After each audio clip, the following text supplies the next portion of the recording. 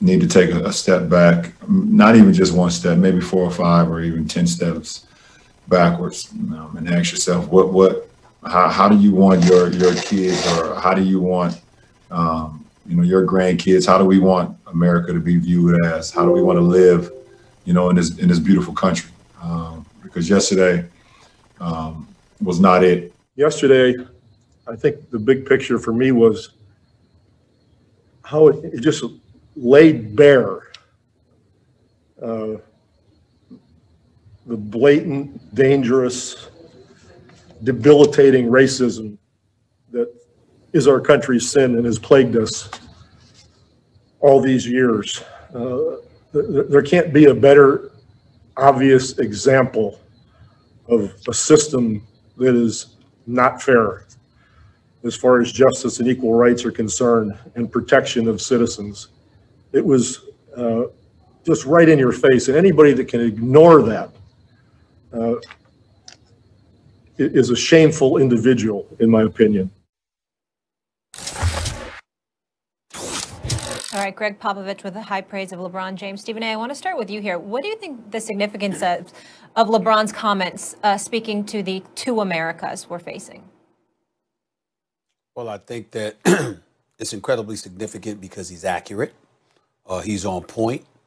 And he's somebody that continues to illuminate and illustrate why he's the great iconic figure that he is, because not only is he the best basketball player in the world, but to be socially conscientious, believe it or not, when he doesn't have to be.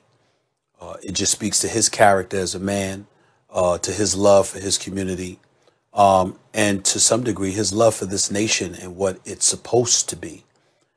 But he's not the only one. We can't say enough about Greg Popovich, who's been speaking about these issues for a long time. The fact that he is so outspoken and has been so outspoken and so eloquent and articulate in what he has had to say, our gratitude to him should know no limits. The same can be said for Steve Kerr.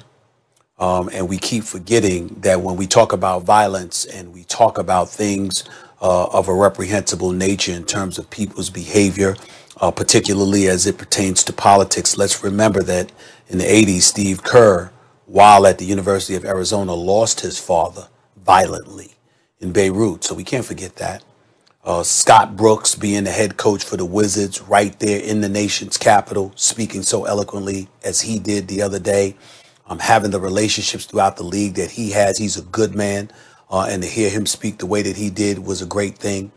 The athletes that have spoken out, the Jaylen Browns, who just continues to be more and more impressive every day, the Jason Tatum, who's just 22 years of age, Jaylen Brown is 24 years of age, Russell Westbrook has been in this league for a long time, fighting the fight that he's fought in terms of saying what needs to be said. The list goes on and on.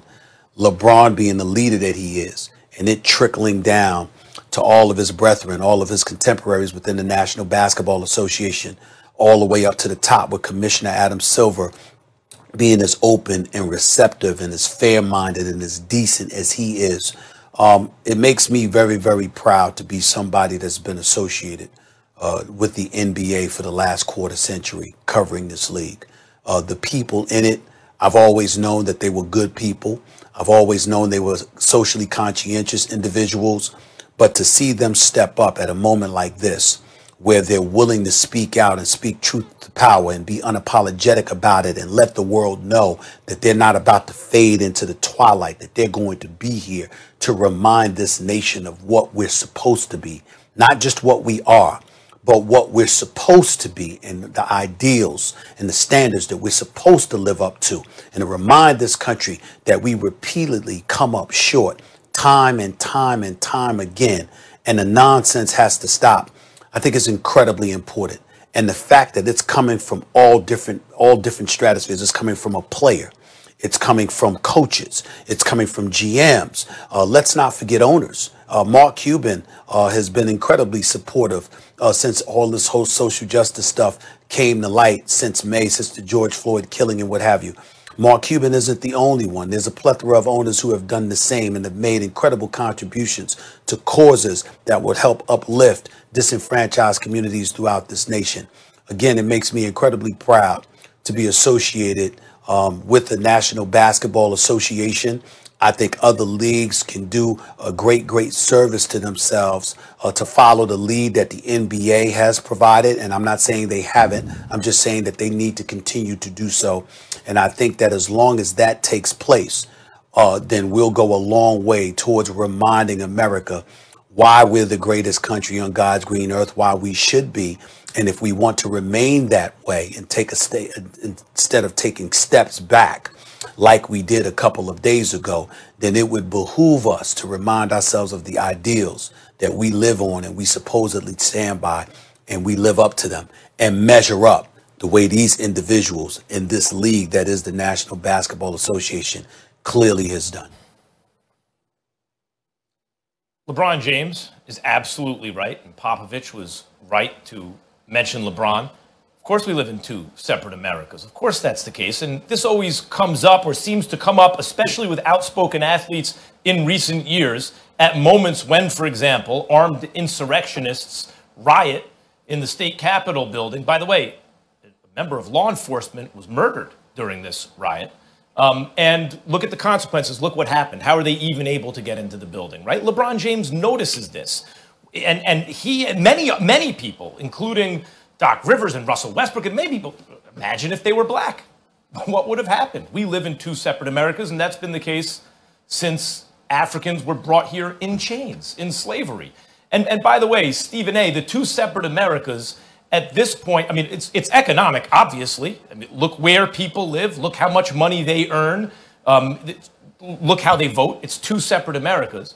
But really, when you go back, right, post-slavery, there was the 14th Amendment to the Constitution, equal protection under the law.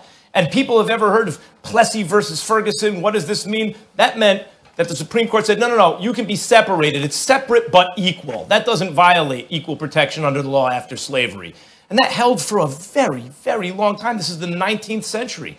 And it wasn't until Brown versus the Board of Education in the 1950s, 1954, that they finally said, okay, fine, this is a farce. Of course, black kids can go to public school with white kids. Yes, they can, because this is not equal protection under the law. You have two separate Americas. And what people notice is there are still many ways in which they are separate. Legally, there are greater and greater protections, but there are still remnants of our original sin that are still extant. And socially, there are two different Americas. The social milieu in which we operate. It's not just a few bad seeds in law enforcement saying, hey, let's get the black people. It's the very idea that when people see white people coming, they react differently. They value those lives.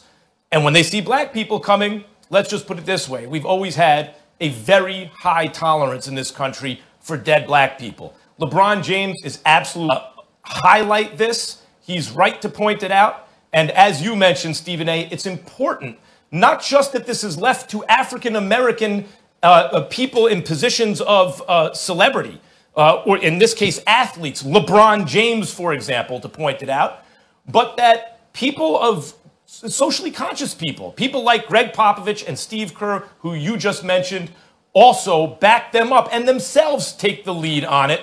And so, by the way, the NBA and the WNBA has been leading on this issue from day one, and I applaud LeBron James and Greg Popovich. No question. And my prayers are with the families of the 4 victims that lost their lives in this devastating tragedy that took place at our Capitol. We will leave it there. When we come back, fellas, we're going to head back to NFL playoffs.